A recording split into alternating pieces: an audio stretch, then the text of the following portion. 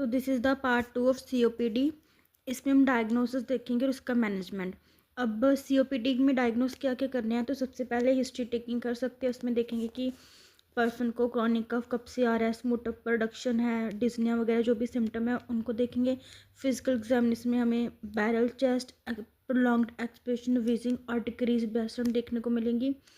Then chest x ray में हम कुछ भी, जब हम चेस्ट एक्सरे करेंगे तो वहाँ पे हमें ये वाली कंडीशंस देखने को मिलेगी, लंग कैंसर, निमोनिया या फिर एक्सेस एम्फीजिमा देखने को मिलेगा।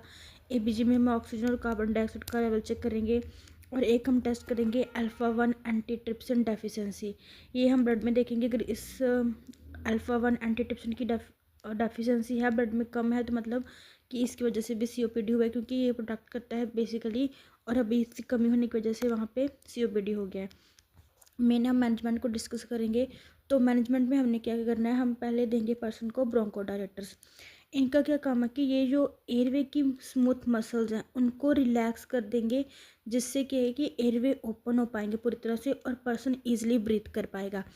इसमें शॉर्ट एक्टिंग भी दे सकते हैं और लॉन्ग एक्टिंग भी दे सकते हैं। Next, inhaled corticosteroid. अब इनका क्या क्या में ये क्या करेंगे कि एयरवे की इन्फ्लेमेशन को कम करेंगे, वहाँ की स्वेलिंग और म्यूकस प्रोडक्शन जो ज़्यादा हो रखा है उसको कम करेंगे, जिससे क्या है कि कहीं ना कहीं पेशेंट को क्या है कि उसको सांस लेने में इतनी प्रॉब्लम नहीं होगी। उसके बाद हम म्यूकोलिटिक करेंगे।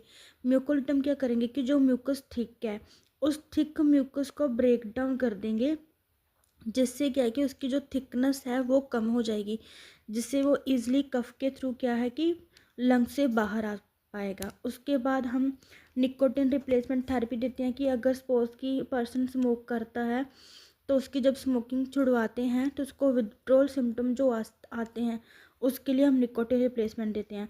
नेक्स्ट, हम अल्फा एंटीट्रिप्सिन रिप्लेसमेंट थेरेपी देंगे।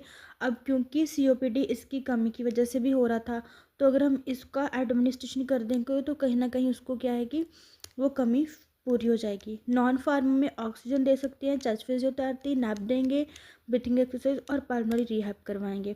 उसके बाद सर्जिकली मैनेजमेंट हमने क्या कराना है, तो यहाँ पे हमने क्या करना है, फर्स्ट जो करना है लंग वॉल्यूम रिडक्शन सर्जरी।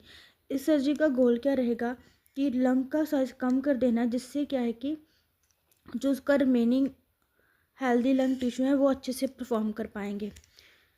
उसके बाद बुलेक्टमी करेंगे। बुलेक्टमी सपोज की जो, अगर ये आपका लंग है, ठीक है, इसके ऊपर हवा के कुछ बुले बन जाते हैं, तो इन बुलों को रिमूव कर देंगे, क्योंकि अगर ये वहीं पे रहेंगे तो ये कहीं ना कहीं ब्रीथिंग के साथ इंटरफेयर करेंगे।